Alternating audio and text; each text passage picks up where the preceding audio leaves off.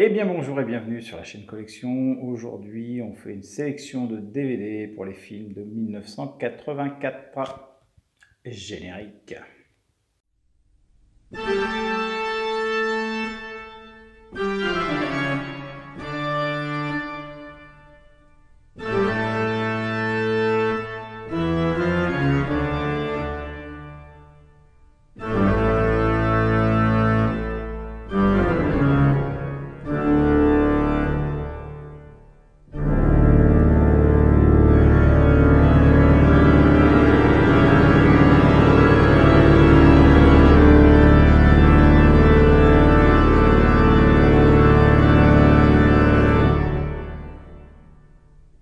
Et donc nous commençons cette sélection 1984 avec Terminator, un film avec Schwarzenegger, un film de James Cameron, qui va raconter l'histoire d'un monde post-apocalyptique où la machine a pris le dessus sur l'être humain.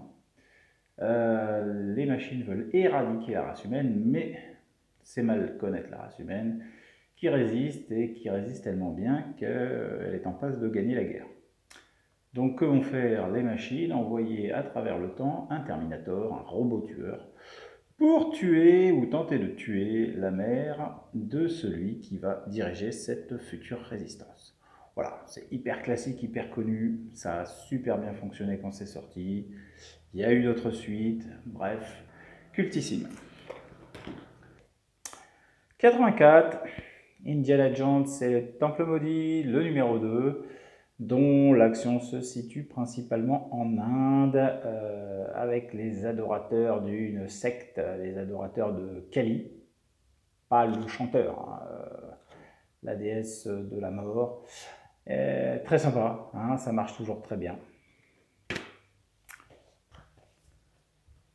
Gremlins, le premier, là je vous le présente en coffret parce que j'ai les deux, mais le premier, qui a aussi très bien fonctionné à sa sortie. Donc l'histoire est assez simple. Nous avons un père de famille inventeur un petit peu particulier, hein, ses inventions ne fonctionnent jamais très bien, qui veut faire un cadeau à son fils et qui dans une boutique de chinois va trouver un mogwai, une sorte de petite boule de poil toute mignonne.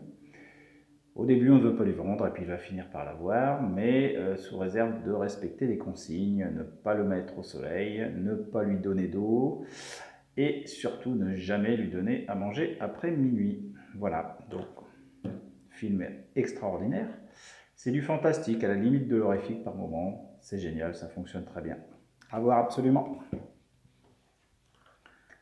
Ensuite, Amadeus, le chef-d'œuvre de Milos Forman, 8 Oscars. Hein, donc Milos Forman, c'est aussi lui qui avait réalisé Va au-dessus d'un nid de coucou, par exemple. Et donc dans ce film, on va avoir une partie de la vie de Mozart.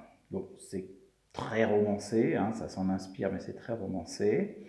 Et le film est construit d'une façon intéressante, c'est-à-dire que nous avons un narrateur qui est Salieri, musicien contemporain de Mozart, et qui va raconter sa rencontre, hein, avec le petit génie, et qui va surtout ne pas accepter le fait que cet homme ait une vie de débauche, lui qui a tout sacrifié pour réussir dans la musique. Voilà, alors je ne vais pas vous raconter le film jusqu'à la fin, mais c'est vraiment un très très beau film, il y a des scènes extraordinaires, c'est là où on voit vraiment le travail d'un très grand réalisateur et des 8 Oscars bien mérités. Ensuite, Nausicaa, la vallée du vent, de Hayao Miyazaki, donc le japonais, un film d'animation tiré d'un manga qu'il avait lui-même dessiné et que nous raconte cette histoire. Nous sommes là aussi dans un monde post-apocalyptique, quelques 1000 ans après une guerre qui s'est appelée les 7 jours de feu, qui a considérablement réduit la vie humaine. Les humains qui restent dans des enclaves entouré de forêts, remplies d'insectes géants. C'est dans une de ces enclaves protégées par le vent qu'a réussi à survivre une poignée d'humains. C'est là que va débuter réellement l'aventure. Voilà, je vous en raconte pas plus, après il faut le voir. Hein, donc, Miyazaki. Le flic de Beverly Hills, avec Eddie Murphy. qui est devenu un classique des films humoristiques, hein, bien que ce soit aussi un film policier d'ailleurs. Alors l'histoire, c'est quoi? C'est Eddie Murphy, qui est un policier aux méthodes peu conventionnelles, hein, qui travaille souvent sous couverture, se faisant lui-même passer pour un bandit, avec des situations très, très amusantes, très cocasses. Et puis un jour, un de ses amis se fait tuer, il décide de mener l'enquête, et donc de Détroit, il va partir jusqu'à Beverly Hills, hein, en Californie, où là, il va tomber sur d'autres genres de policiers, des policiers qui acceptent le règlement, hein, et qui le font de façon très traditionnelle. Voilà, et donc il va y avoir toute une histoire là-dessus, c'est très très drôle et c'est très sympa. Les suites ont aussi été très très bien. Voilà, ça, à voir absolument. Si vous ne l'avez pas vu, regardez-le, hein, ça c'est vraiment très très bien. Alors, un film un petit peu vraiment style années 80, qui n'est pas forcément des plus fantastiques réalisés, mais qui s'appelle Le Dernier des Starfighters. Et c'est l'histoire d'un jeune homme qui s'entraîne sur une borne d'arcade, hein. À l'époque, il n'y avait pas forcément de console ni d'ordinateur, donc c'était surtout sur les bornes d'arcade. Ce qu'il ne sait pas, c'est que cette borne d'arcade a été installée par des extraterrestres qui recherchent des pilotes, hein, puisque le jeu en lui-même est un jeu où on pilote un vaisseau. Voilà. Et donc va s'en découler toute une histoire. Bon, c'est très sympa, hein, très années 80. C'est pas très profond, mais c'est très sympa. Ensuite, un film aussi très années 80, À la poursuite du diamant vert, avec Kathleen Turner, Michael Douglas et Danny DeVito. Donc là, c'est une histoire qui va mêler aventure, humour, romance, vraiment typique de l'époque, hein, avec des courses-poursuites, des choses comme ça. Bon, c'est vraiment très très bien, je vous en raconte pas plus. Il y aura une suite d'ailleurs, mais je vous en parlerai plus tard, hein, Le Diamant du Nil, c'est pour ça que je le cache, moi c'est un coffret où j'ai les deux. Et ils feront même un troisième film à trois qui s'appelle La Guerre des Roses, qui n'aura rien à voir, hein, qui ne sera pas du tout un film d'aventure. Alors, 16 Candles, 16 bougies pour Sam. C'est un film qui a été réalisé par John Hughes. C'est le premier film qu'il réalise, qui est un teen movie. Alors, c'est pas forcément le plus connu et le plus gros film de 1984, mais je vous en parle parce qu'on reparlera par la suite d'autres films de John Hughes et notamment de teen movie, euh, avec Molly Ringwald en tant qu'actrice dedans.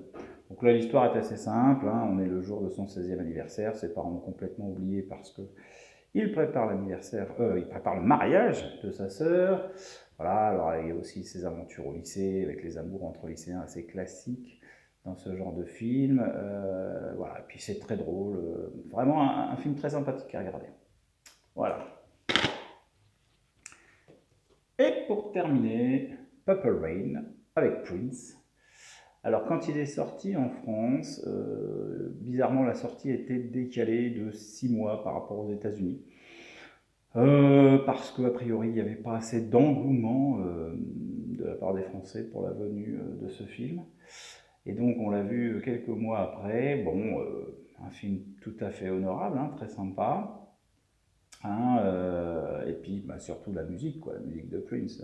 Bon, après, on aime ou on n'aime pas, moi j'aime beaucoup. Voilà, donc ça c'était plutôt sympa. L'histoire c'est celle d'un musicien en quête de succès, quoi. Donc il va tout faire pour réussir, c'est vraiment très très beau, c'est sympa. Et voilà, cette sélection pour les films de 1984 est maintenant terminée. Si vous avez aimé, n'hésitez pas à liker, à vous abonner, à faire sonner la cloche. Vous pouvez laisser des commentaires, c'est toujours très sympa, poser des questions. Pour le format qu'on a actuellement en vidéo, on va faire un petit break. Là, on a déjà fait 80, 82, 83, 84. La prochaine vidéo sera sur du manga. Voilà, parce qu'on m'a demandé s'il y avait aussi du manga. Et il y en a. Donc la prochaine sera sur du manga. Voilà, je vous dis à bientôt.